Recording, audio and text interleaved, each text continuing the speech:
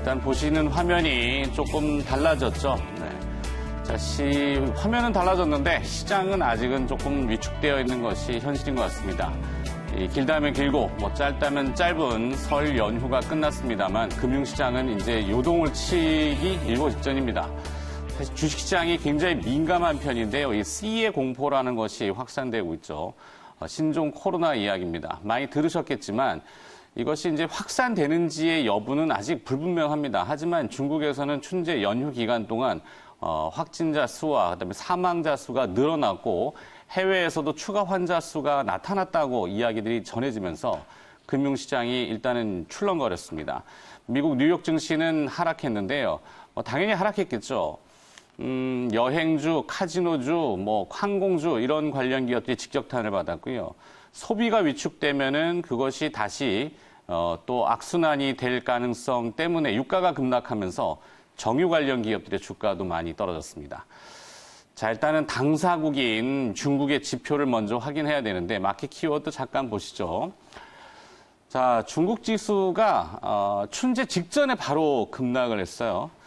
일단은 이 코로나의 공포가 어떻게 되는지는 아직 불분명합니다만 중국이 이 춘제 직전에 바로 반응했다는 것이 우리한테는 좀 부담스럽죠. 연휴 기간 내내 좀 완충을 했으면 좋겠는데 그렇지 못했다라는 부분이 좀 아쉽죠.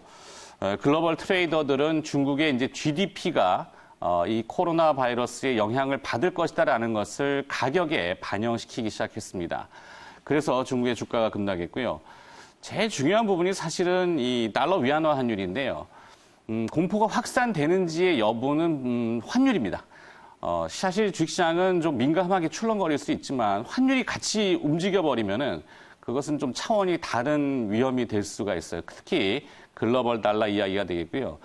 달러 위안화 환율은 6.84 위안에서 6.98 위안으로 일단은 절하가 됐습니다. 다만 여기서 주목할 부분은 미중 무역 분쟁이 정점을 이뤘던 최근에 7.2 위안보다는 아직 밑에 쪽에 있다는 것이 그나마 조금은 룸을 만들 수 있는 여유 공간은 있다는 정도죠. 자, 환율이 이렇게 1% 이상 변동하게 되면은 빅 피겨라 그래서 주식시장으로 치면은 약 10% 가까운 변동성을 띠게 됩니다. 중국의 이제 상해 종합주가지수가 2.75%가 변동을 했으니까 아직은 주식시장이 조금 더 출렁거릴 여지는 있어요. 그래서 중국 상해지수 같은 경우는 휴장을 좀 더 연장했습니다. 그래서 2월 3일 다음 주 월요일 날 개장을 하게 되는데 그때 봐야 될 것 같습니다. 자, 그리고 또 중국의 국가 비도 위험을 나타내는 실제적인 CDS 프리미엄은 연휴 기간 내내 30bp에서 37.32bp로 약 20%가량이 또 올랐습니다. 위험성은 높아진 건 사실인데 퍼센테이지로 치면은 22%죠. 크다고 느껴질 수는 있겠는데 이것 또한 미중 무역 분쟁이 정점을 이뤘던 당시가 60bp 수준이었기 때문에 아직은 그보다는 낮은 수준에 있다라는 정도.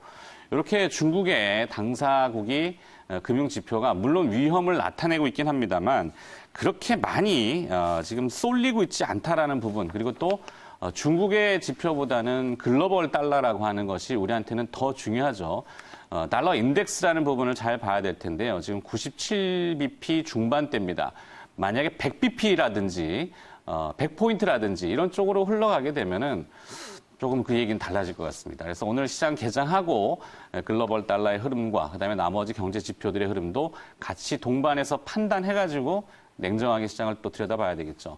지난 그 설 연휴 직전까지는 위험에 대해서는 냉철한 판단이 필요합니다라고 여러분께 읍소를 드렸는데 사실 좀 민망한 수준까지 왔어요. 하지만 우리는 데이터에 근거해서 또다시 시장을 접근합니다. 물론 오늘 또 관련 기업들은 또 출렁출렁 되겠죠.